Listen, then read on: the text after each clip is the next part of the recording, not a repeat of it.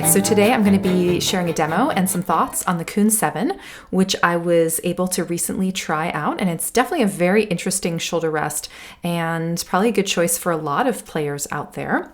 We have several different components that come all separately in a nice box, a large box actually, and we would start our process with this shoulder rest by actually shaping the bar, which is something that you haven't been able to do with any of the other Kun products before. I've done some videos on the Wolf Forte Secundo. I've really liked the Wolf products and how they can be bendable, and we can kind of shape them to our own shoulder and our ergonomics and stuff. But this is a very bendable bar. You can see with the Kun here. And what I would start with is just literally laying it on your shoulder. And for me, I find that it's really not so much a shoulder rest. It's called a shoulder rest, but it's more of a chest rest. And so if you are like me and basically your shoulder ends right at your collarbone and then it just kind of drops off onto your chest, then you'll also want more of a chest rest than a shoulder rest. And for that, I just put the edge of this is the thicker edge of the shoulder pad, kind of just, I hook it right on the collarbone, and then I'm going to just kind of make a little hook there and see what I can come up with as far as getting some contact all the way down my chest. And I've found this with the Wolf, is that if I do a little kind of bend, so I'm kind of bending the part of the bar that's going to be on my chest just a little bit further away, that tends to help that side kind of sit more flush against my upper chest, and then kind of hook around hopefully towards my collarbone. It's something that you could mess with for a while, as I've found with other shoulder rests, but getting a basic shape where you don't have a lot of gapping would be the first step with this type of a shoulder rest. Then from there, we have some other adjustments that we can make. We probably would want to put all of this together with the bridge, which will get it onto your violin. But in case you know that you need a lot of height, and just to kind of save some time right now, I'm just going to show you how we have these additional pads that can get what they call the coupler joint a little bit higher.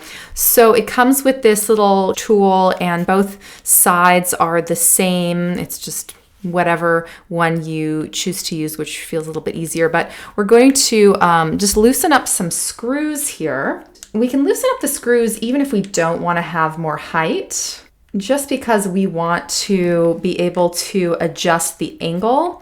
And so what this is going to do is it's going to get the angle of the pad. Maybe you want it to be kind of facing you more, or maybe you want it to be kind of away from you. It just depends on the angle of your shoulder. You might want to have it, a certain way versus another way. So in any case, if you just loosen it a little bit, then you can adjust that coupler joint angle, and then from there you just go and tighten it up. But let's say that you did want to actually remove the current pad and put on a higher pad, so just the whole shoulder rest is a lot higher. And I will say that the feet of the bridge are adjustable too. We can talk about that in a moment. But all of this does come apart, and we have a little box that has some other screws and washers in it. And so each one of these 3 pads that came with it, so we've got one that's the highest, and then one we have kind of in the middle, and then we have the one that's already on here, which actually can come off like so, just quite short. But all of these can be swapped out so that you can even get some more height. So let's say I wanted to put the highest one on there. I would just literally kind of stick it on there, and then I would get my higher screws and some washers, and I would just screw it all back together. I know for myself that I don't need quite that height, so I'm going to go back to the original. And it was taking me a moment to kind of figure out how this goes. Again, I should have looked at it the first time, but I noticed that underneath there is kind of a little notch on one side that fits in with the little notch right here. So just making sure that that edge that kind of dips down there is on the same side as that side that kind of has a bump on it. And then I would put the coupler joint back on with the screws, and I have to screw it back in. But that's nice to have that kind of adjustability.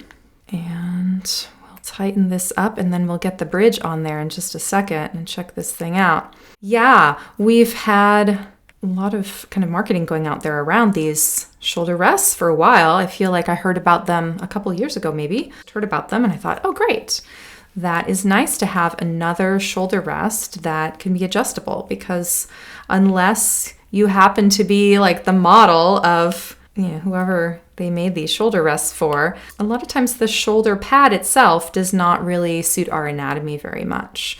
I find a lot of the Kuns, they don't have quite as much of a scoop as you're seeing that I'm needing here. They're a little bit just kind of flatter across. I will say that I'm a little bit disappointed and hope that maybe they will maybe make an alternative pad that someone could get later on that has more of a half moon shape, because my Wolf has a nice kind of curvature that I really appreciate. And we can kind of see the difference there, a little kind of straighter across here, whereas this one really can kind of scoop around, and it just hooks in a lot closer to my midline.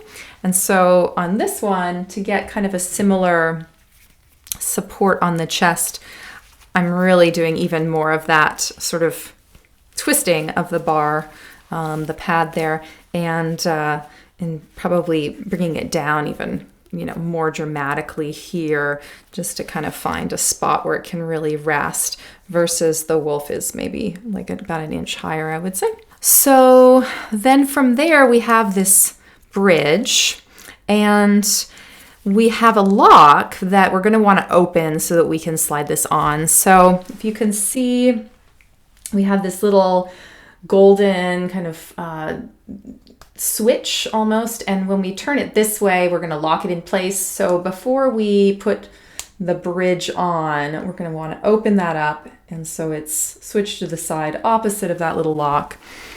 And then from there, so I've got my golden side on this side, and I'm literally going to just slide the bridge onto the pad here.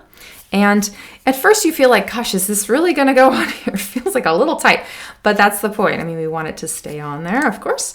And we have some little numbers, and I think that's mostly just so that you know after the fact where you want it. But they say to put it, somewhere within the numbered area, and you can just kind of slide it along. I'm not going to lock it in place just yet, because I want to give it a little test drive first and make sure it's at the right angle. What this is doing here is it's setting up the violin. Basically, is the violin's going to be more in front of you, more off to kind of the left over your shoulder. And in general, I'm going to want the violin a little bit more towards the front for myself anyway. So I'm going to kind of keep it, right now it's at like 2.5. We'll give that a try and see what we think. So then as far as actually putting it on the violin, one interesting feature they have is they have this bar which opens up, and all we have to do is push on these little buttons, and then the bridge is going to open up even wider. So to actually put it on the violin, I will say a lot of shoulder rests, we're kind of like wrestling them on the violin. With this one, you're actually going to hook. What I would do is the same side as the chin rest is on, I would hook those feet on, and then I've got this foot hanging down here, which is a little bit on the wider side than it needs to be. And I'm just going to kind of slide it into the spot that I think I want it. And then I'm actually going to hold and just tighten up, and we hear those little clicks, and that's just as this side of the bridge is just sort of going within this mechanism here. It's just kind of clicking into place, and now it's pretty tight on there. Like, I don't think this is going to slip, and that is definitely a problem with a lot of shoulder rests, or I guess fall off after a while, right? And we can put it up and give it a little test drive. So I will say that for right now, I'm feeling like where the violin is in space with regard to kind of my chin and stuff, it's really good. So I think the 2.5 that I chose is perfect for that. But I'm going to take it off, and I'm just going to change the angle a little bit. And so to take it off, you're going to press into those little buttons and take that foot out, and then it just comes off the violin. And then from there, unfortunately, I'm going to have to take the bridge off. Of course, I haven't done the little switch there, so that's easy. And I'm just going to, again, change the angle here. So I'm going to loosen up those little screws just enough so that I can just change that angle a little bit, because I was just feeling like the outside edge of the pad was sort of sticking up a little bit, and I really want, especially the outside of the pad, to be flush against me. So I was a little surprised to see how much these are retailing for. Of course, none of us knew, and all their marketing was coming out. Of course, to see everything that they were putting together, we would probably think that, you know, it's not going to be the $30, $35 Kun. It's going to be a little bit more than that, but I was a little surprised to see, I think the best prices I was seeing online were in the $260 range for a US dollar anyway.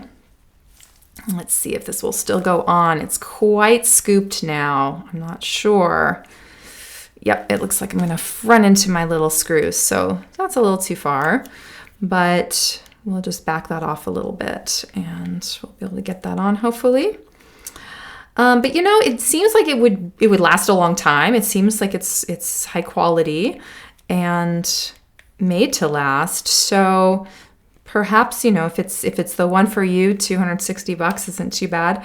I would definitely probably ask whatever retailer you'd be buying it from, just to see if you could return it after messing with it for a while, because I'm not quite sure about that. It seems like something that, you know, once you've kind of messed with the bar a bunch of times, I mean, you can kind of bend it flat back into place, but I'm just not sure if someone would take it back, and that is some money to spend. Of course, I do have a lot of students who mention when they show up, they say, yeah, if you can just help me find a good shoulder rest, because I have literally a box. Some of them want to send me all of their shoulder rests and chin rests. Anyway, I don't think I'm going to get that quite as scooped as I want it, but maybe it's a little bit more angled. And I'm going to go back to about my 2.5, and I'm going to now slide this little switch into place so that it locks in place. There we go. All right, I think we've got this on the right way, hopefully. Let's see. So just like any shoulder rest, it will be the fatter side of the pad that's going to go on the same side as your chin rest. And we're just going to hook the foot that's on the same side as the chin rest over, and then start clicking until it feels like it's pretty secure. I'll wiggle it around and see, yep, that seems like it's going to stay there. So right now this is feeling honestly too high for me, and I have a bit of a lifted chin rest. So what I'd probably do is I would probably maybe get a different chin rest. But unfortunately, the real issue that I'm having right now is just that this bridge, and even with the shortest pad, it's just, I'm getting too much height and I'm not getting any collarbone contact. So some ways around that, if I wanted to still use this shoulder rest, like unfortunately with no collarbone contact, we get a lot of seesaw action, right? So I'm pushing my head down and the scroll goes up, and that creates a lot of left hand tension, unfortunately. So I'm not liking that at all. But what I would do if I liked other things about this shoulder rest and I really wanted to keep it is I would probably get some kind of little cloth. In this case, I'm just using my cleaning cloth, or maybe I would find a little sponge and I would put that just to kind of the inside of the shoulder pad so that this is now going to touch my collarbone and hopefully alleviate a lot of that. See, now we don't have the seesaw action. Of course, I do feel pretty locked in place, and I'd probably want to find something that maybe was a little bit more spongy. So I think probably a little sponge, and maybe even something that I could in some way slip underneath this bridge, although that would dampen the sound of the violin just a little bit. So that's not ideal, but there's probably something that I could do to make this work. But it's unfortunate that this bar is not just a little bit closer to the back of my violin. So just to compare, so we see how much height we have between kind of, of course I could get a slightly lower chin rest. Of course, this is only raised 3 millimeters, so it's not a hugely tall chin rest, but we see the height kind of between the top of my chin rest all the way to the kind of the lowest, scoopiest point that's scooping in towards the back of the violin of the shoulder rest. And, I could probably get out some, like a little ruler or something and measure that. But just visually, we can compare with my wolf, which I've bent to suit me. And we're just seeing that I can get in a lot closer. I can barely fit my finger in there. So it's just a lot closer. And when I'm putting that shoulder rest on and then I put my head down, like I've got some really good collarbone contact here and I don't have any seesawing. So to me, this Kun feels pretty high. It also feels pretty heavy. I was comparing it in my mind to the Bonn Musica, which also has a lot of adjustability. And I was thinking, yeah, it's about the same weight as one of those. Of course, I don't have one right here with me right now to really compare, but I went online and I was checking out the weights, and they're saying that this one is 1.1 pounds versus the Bonn Musica is 0.4 pounds, and the Wolf is 0.2 pounds. So I don't know if I quite believe that, because that just doesn't seem quite heavy enough for the Bonn Musica. But I would believe that this one is maybe 1.1 pounds. It's definitely a lot heavier and just kind of more bulky, unfortunately.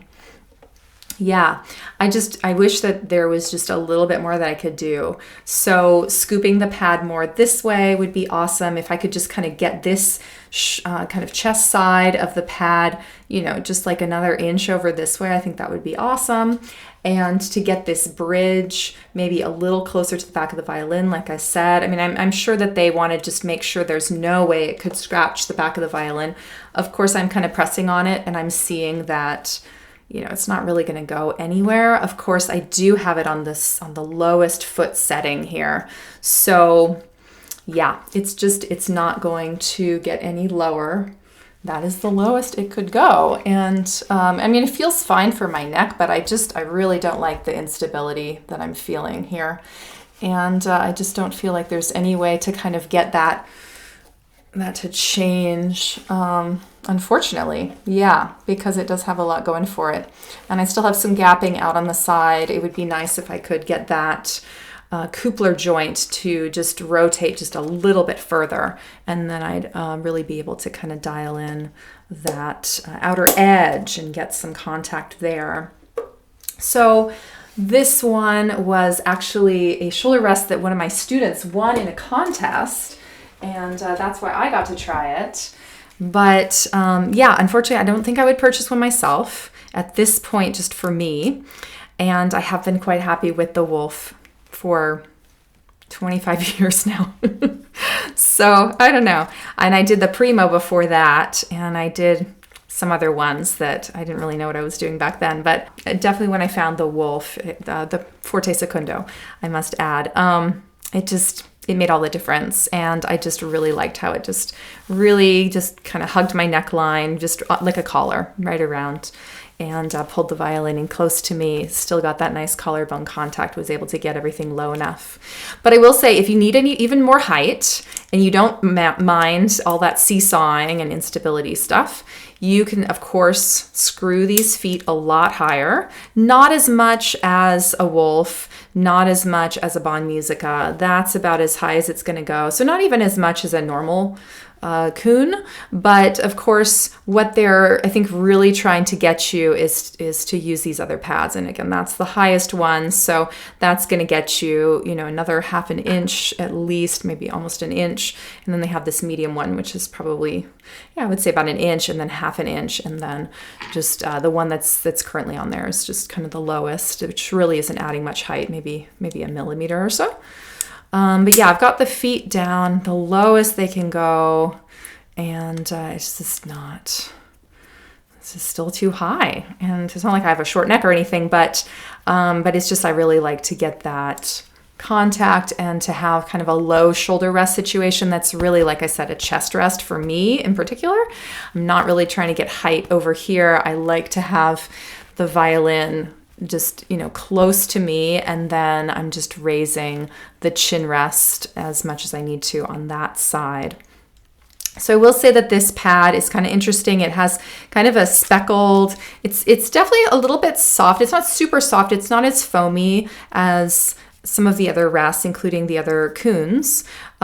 It feels like it would hold up pretty well, but it has kind of a speckled, almost like little grippy nubs, which, I think would hold on to your clothes pretty well. Sometimes I find different things I'm wearing, especially maybe this time of year, like around Christmas time and stuff, we're wearing a little bit more like silky materials or velour, velvety type materials, and those can be a little bit more slippery. And so I feel like that would really grip well.